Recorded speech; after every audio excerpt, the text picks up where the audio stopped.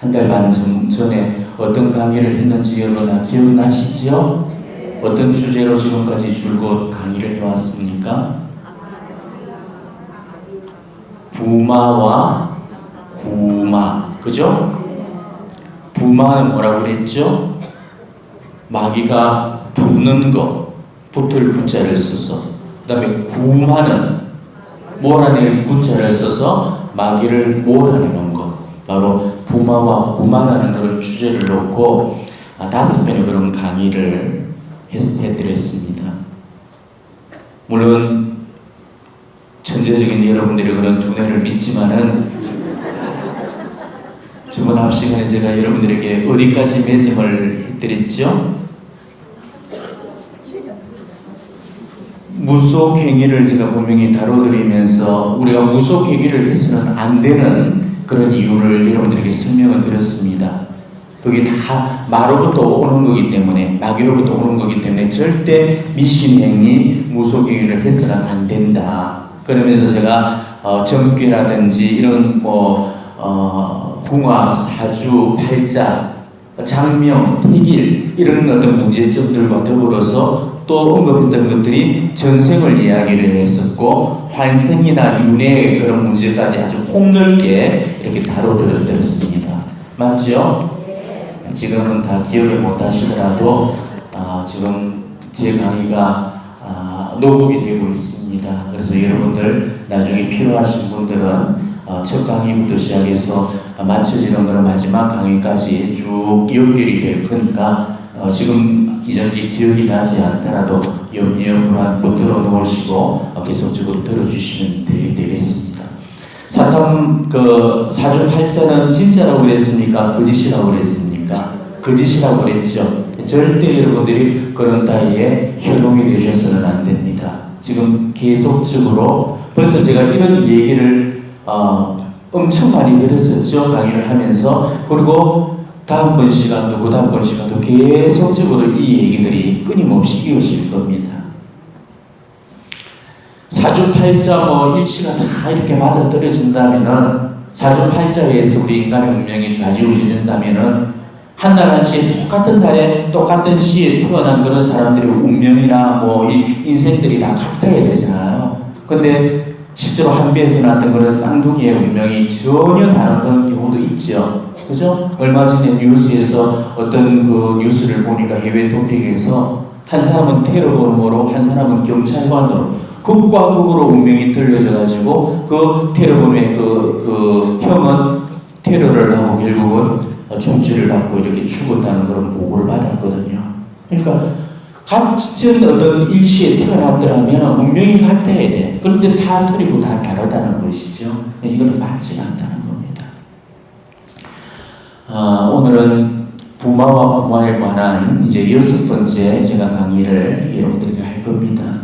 무슨 특강이 그렇게 기냐고 불만을 가지시는 그런 분들도 많이 계시는지 모르겠습니다만은 이건 워낙 비중 있고 중대한 그런 문제이기 때문에 이 분야에 관해서 상세하게 다뤄주시는 그런 분들이 전혀 계시지를 않죠. 그래서 제가 시대적인 그런 소멸감을 갖고 지금 여러분들에게 이런 말씀들을 드리고 있습니다. 언제 끝맺음이 될런지는 저도 장담할 수가 없습니다. 제가 여러분들에게 늘 말씀드리는 것이지만은 듣는 여러분들보다는 준비하고 있고 말하고 있는 제가 몇 배가 더 힘들다는 거 여러분 그것만 알아주시면 돼요. 지금까지 제 강의 들어보신 분들이라면 아마 다 아시겠지만은 제가 단순하게 이 부마와 구마라는 이 한 가지 주제만 놓고 계속적으로 말씀드리는 것이 아니고 여러 가지 주제들을 아주 폭넓고 다양하게 지금 이 주제와 곁들여서 다루고 있죠. 이용적인 측면에서 그때 여러분들에게 필요한 그런 말씀들 지금 이렇게 있을 때는 전체 주제의 그런 흐름에 맥이 끊어지지 않는 그런 범위 내에서 이런저런 그런 문제들을 포괄적으로 함께 다루고 있으니까 절대 여러분들이 들어서 유익이 되면 되지 손해는 가지 않을 겁니다. 제 입 다물어 가지고 저야 편하겠습니다만은 어느 놈이 좋아할지 어떤 분이 슬퍼할지는 여러분 잘 분별을 하셔야 될 겁니다. 사탄 마귀들이 내 입 막았다고 깨춤을 출 거예요. 자주 경험하는 일이지만은 마귀와 지옥에 관련되는 그런 주제들한테는 항상 악령들의 영적인 그런 공격이 보통의 그런 수준을 넘어서게 됩니다. 생각 속에 이 불신을 집어넣기도 하고 또 그 심령 속에다가 또 졸음이나 잠을 집어넣는 그런 수준에만 그치는 게 아니에요. 교심을 집어넣어 가지고 하느님의 말씀이 여러분의 귀를 통해서 지금 전달이 되는데도 불평불만을 가지고 그 하느님의 말씀이 선포되는 그 사제의 입을 통해서 선포되는 그 말씀을 거부하도록 자꾸 이끌어가거든요. 그래서 여러분들이 정말 바오로 사도의 그런 경고를 명심하고 또 명심하셔야 됩니다. 바오로 사도가 베드로 사도가 하셨던 경고 뭐라고 하셨습니까? 정신을 바짝 차리고 깨어 있으십시오. 여러분의 원수인 악마가 어른되는 사자처럼 먹이를 찾아 돌아다닙니다. 굳건한 믿음을 가지고 악마를 대적하십시오. 이렇게 말씀하셨죠, 그죠? 그래서 여러분 굳건한 믿음을 가지고 정신을 바짝 차리고 제 강의를 들어주셔야 됩니다. 오늘은 성경에서는 무속행위라든지 미신행위를 지금 어떻게 보고 있는가 여기에 대해서 제가 간략하게 설명을 드리도록 하겠습니다. 구약의 율법을 보면은 구약의 율법은 이 무속행위를 엄격한 그런 죄로 간주를 하고 있습니다. 하나님께서는 이 죽은 자의 혼백을 불러내는 그런 사람들을 엄격하게 다스렸습니다. 구약의 율법 조항 우리가 몇 대목만 보더라도 하나님께서 이 무속행위, 미신행위를 얼마나 혐오하시는가를 우리가 알게 돼요. 자, 하나님은 이 영매라든지 이 무당들은 죽이라고 이렇게 명령을 하셨습니다. 자, 주문을 외우는 자와 홀령이나 혼백을 불러 물어보는 자와 죽은 자들에게 문의하는 자가 있어서는 안 된다. 그런 짓을 하는 자는 누구나 주님께서 역겨워하신다. 주 너희 하나님께서는 그런 역겨운 짓 때문에 그들을 너희 앞에서 쫓아내신다. 신명기 말씀이고요. 또 탈출기에는 너희는 주술쟁이 여자를 살려두어서는 안 된다. 다 죽여버리라는 거죠. 뿐만 아닙니다. 영매나 무당을 찾아간 그런 사람들까지도 죽이라고 명령을 하십니다. 레위기에 이런 말씀들이 쭉 있는데 몇 가지만 제가 읽어드릴게요. 누가 영매나 정쟁이에 가서 그들을 따르며 불륜을 저지르면 나는 그 자에게서 내 얼굴을 돌려 그를 자기 백성에게서 잘라내겠다. 또 너희는 영매들과 정쟁이들에게 가지 말라. 너희가 그들을 찾아다녀 그들이 너희를 부정하게 만드는 일이 없도록 하여라. 나는 주 너희 하나님이다. 또 남자든 여자든 영매나 정쟁이로 나서는 자는 사형을 받아야 한다. 그들에게 돌을 던져야 한다. 그들은 자기들의 죄값으로 죽는 것이다. 보십시오. 그토록 자비로우신 하나님께서 어떻게 이 정쟁이라든지 무당들한테서만큼은 이렇도록 이렇게 가혹하실 수가 있었습니까? 죽은 자하고 접촉을 시도하는 행위는 바로 악령하고 교신하는 거거든요. 죽은 자하고 접촉이 아니고 악령과의 교신이에요. 그리고 악령에게 기만당하는 행위이기 때문에 그래서 하나님께서 거룩한 의노와 의문을 부르셨던 겁니다. 제가 다시 한 번 더 말씀드리지만은 하나님 말고는 이 세상에 어떠한 신도 존재하지 않는다는 것. 하늘 위에도 없고 땅에도 없고 땅 아래도 없습니다. 신은 오로지 하나님 한 분뿐이시라. 이사야서에서 하나님께서 하신 말씀이 나 이전에 신이 만들어진 일이 없고 나 이후에도 어떤 신도 존재하지 않으리라. 내가 주님이다. 나 말고는 구원해 주는 이가 없다. 이렇게 말씀하십니다. 이거는 하나님께서 말씀하신 거잖아요. 당신의 어떠한 신도 없다는 겁니다. 그러면은 우리가 지금 이야기하는 그런 신이라는 존재들이 누구겠어요? 신이 없는데. 근데 신이 아니죠. 바로 사탄 마귀 악령들이라는 것이죠. 무당 영매들이 모시는 그 신들은 모두 미혹의 영들이 사탄 마귀 악령들이에요. 절대 여기에 현혹되거나 속아 넘어가서는 안 됩니다. 저카리아 예언서에 보면은 저카리아 예언자가 이런 말씀을 하십니다. 집안 수호신들은 헛소리를 하고 점쟁이들은 가짜 환시를 보며 거짓 꿈을 말하고 헛된 위로를 한다. 이렇게 고발을 하는 거예요. 무속행위에 관한 그런 성경에서의 그런 결론을 여러분들에게 말씀을 드립니다. 저는 신명기 말씀과 이사야 말씀 이 두 말씀으로 그 결론을 내리고 싶습니다.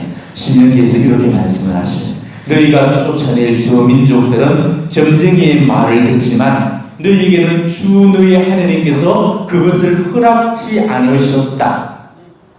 또 이사야서에서는 이런 말씀이 나옵니다. 사람들이 너희에게 말한다. 속살거리며 중을대는 용매들과 점쟁이들에게 물어보아라. 백성마다 자기네 신들에게 물어보고 산자들에 대하여 죽은 자들에게 물어봐야 되지 않겠느냐? 그러나 가르침과 증언을 살펴보아라. 그렇게 말하는 자들에게는 결코 서광이 없으리라.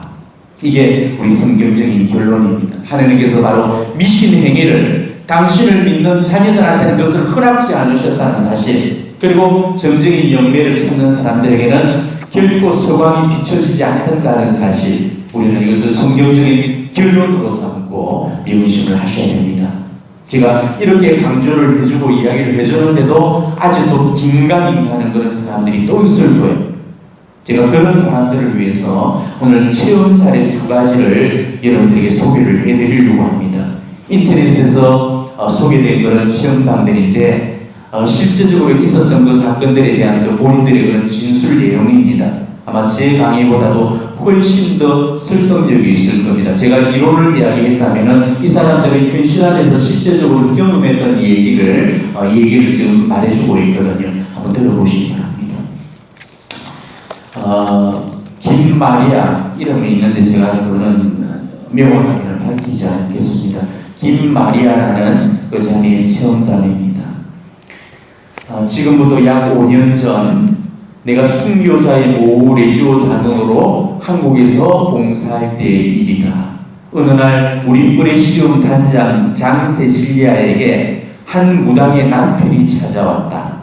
자기 딸이 천주교 신자인 의사에게 시집을 가게 되었으니 자기 아내의 무당씨를 쫓아내 달라는 부탁이었다.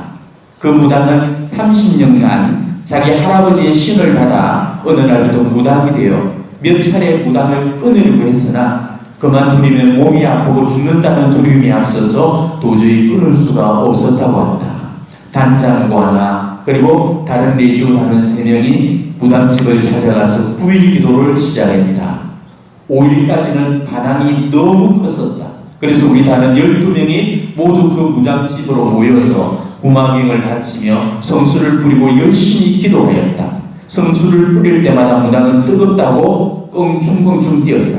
우리 단원이 모두가 무당을 둘러싸고 무당의 머리와 어깨에 손을 얹고 성령 기도를 했는데 갑자기 무당이 일어서서 온 방을 헤매면서 소리를 지르고 나서 쓰러져서 잘들 가시오 했다. 그 전날까지만 해도 너희들 집에 가다가 모두 꼬꾸라져 죽으라 했었는데도 말이다. 9일째 되는 날은 무당이 많이 울었고 기도도 열심히 따라서 했다. 10일째는 무당이 쓰는 모든 도구를 내놓아서 단장과 나는 그것을 산속으로 가지고 가서 기도하면서 태워버렸는데 다 타고 제만 남았을 때 총소리 같은 요란한 소리가 들렸다. 그때 나는 정신을 잃고 쓰러져 얼마 만에 정신이 들었다. 불이 활활 타오고 있을 때 단장과 나의 가슴은 찢어지듯 아파왔다. 아마도 마귀의 반항인 것 같았다. 그 후에 그 무당은 열심히 교리 공부를 통하여 영세를 받았다. 그 소문을 듣고 무당 4명이 우리 단장을 찾아와서 자기들도 무당을 그만두게 해달라고 부탁을 해왔다. 그들은 대부분 20년에서 30년 무당 생활을 하면서 몇 번 끊으려고 시도를 했지만 도저히 자기들 힘으로는 할 수가 없었다고 그럽니다. 우리 단원들은 3명씩 짝을 지어서 4팀이 그들 무당집을 찾아가서 9일 기도를 시작했는데 그중 한 무당은 4일 만에, 2사람은 14일 기도, 또 한 사람은 18일 기도 끝에 마귀의 사슬에서 온전히 벗어날 수 있었다. 3사람 단원이 가도 힘이 부족할 때는 6명 또는 12명이 함께 찾아가서 묵주신공과 성령기도를 통해서 그들을 변화시켰다. 무당의 도구를 산속에 가서 태울 때마다 체험한 것은 우리를 가슴에 못을 박는 듯한 아픔이 느껴졌다. 4명의 무당을 모두 영세시킨 다음 우리 순교자의 모 브레시디움은 성령으로 충만하여 두려움이 없었으며 용감하게 선교 사업에 전진했다. 이제부터는 무당이 구설하고 있는 곳을 찾아가서 다른 12명이 울타리 밖에서 묵주신공을 하며 성령과 성부님의 도움을 간구하며 저 무당의 마귀 행위를 중단시켜 달라고 기도했다. 묵주 5단이 끝날 무렵 변화가 일어났다. 무당이 칼을 들고 휘두르며 춤을 추고 있다가 갑자기 주저앉아 입에 거품을 불고 가슴을 치고 있었다. 우리는 성령의 입김을 체험했다. 가슴이 뜨거워지며 감격의 눈물을 흘렸다. 우리 단원들은 성령의 역사하심을 굳게 믿고 다음날 그 무당을 찾아갔다. 그리고 어제 있었던 이야기와 무당 5명이 모두 영세를 받았다는 이야기를 해주었다. 그 6번째 무당은 놀라면서 자신도 무당을 그만두고 싶지만 그만두면 죽는다는 두려움 때문에 이렇게 살아왔다고 말하면서 도와달라고 했다. 우리는 9일 기도를 시작하였다. 날이 갈수록 변화되는 모습을 보고 우리 단원들도 변화되며 성령으로 충만하였다. 이렇게 해서 무당 2사람을 더 영세시켜 모두 8명의 무당을 주님의 품 안으로 끌어들였다. 금년 봄에는 순교자 모 레지오 단원들과 영세받은 8명의 무당이었던 신자들과 절두산의 성지순례를 다녀왔다. 그때 그들의 기도하는 소리는 듣는 모든 사람들에게 감명을 주었다. 실제로 있었던 체험이었습니다. 한 가지의 체험들을 더 이야기합니다. 이는 어느 교구 선교회장님의 그런 개종 사례인데 또 들어보십시오. 찬미 예수님, 저는 대구 대교구 어느 본당에, 이 본당은 제가 빼겠습니다. 교직을 두고 있는 또 누구입니다. 저는 조상 대대로 불교를 믿던 집안에서 태어났습니다. 저의 어머니는 40년 동안 대구에서 유명한 무당이었습니다. 해마다 정초가 되면 1년 신수를 보고 1년에 한두 번 집안 안택굿을 할 때면 온 동네가 북소통이 되었고 1년 내내 번 돈을 몽땅 쓸어놓곤 하였습니다. 저는 어머니의 무당 생활 때문에 자존심이 상해서 친구들을 피하며 늘 집에만 틀어박혀 공부하는 어두운 학창 시절을 보냈습니다. 대학에서 물리학을 전공해서 과학교사가 되었습니다. 이 사실을 제자들이나 친구들이 알까봐 가슴 조이면서 살아왔습니다. 어머니에게 무당을 그만두라고 사정했지만 어머니는 나름대로 오랫동안 숨기던 시를 배반하면 집안에 환란이 일어난다고 제 말을 들어주지를 않았습니다.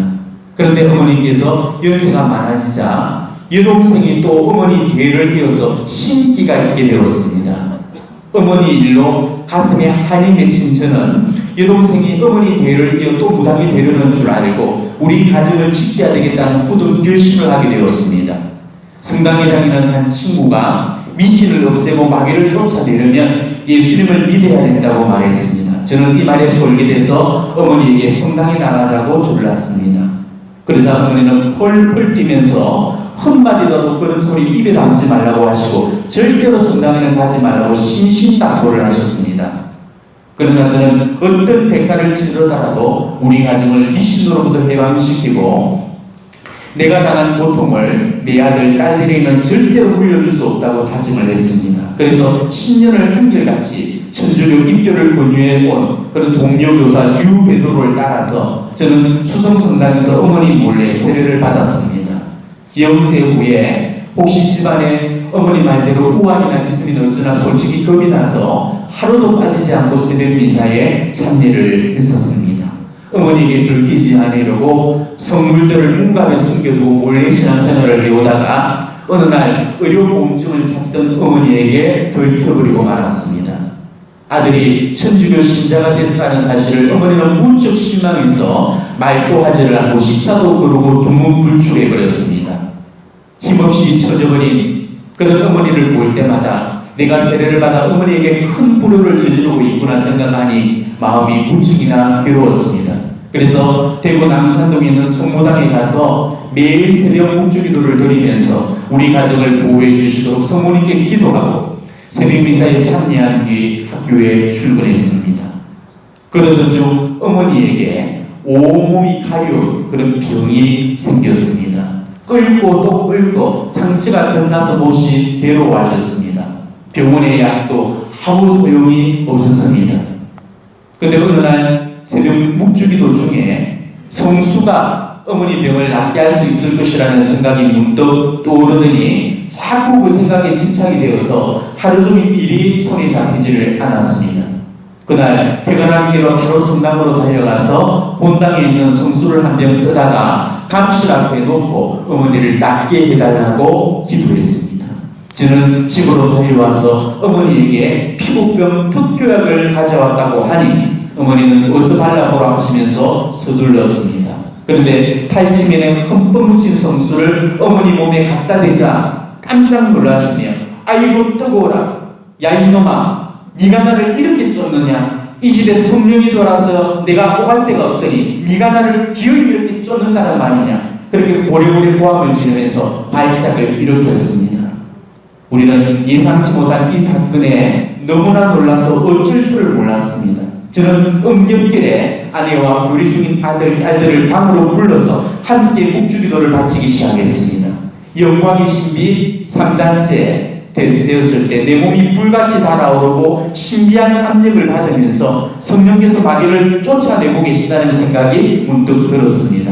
온 가족이 큰 소리로 영광의 신비 5단을 다 마치고 나니 등에는 식은땀이 흘러내렸습니다.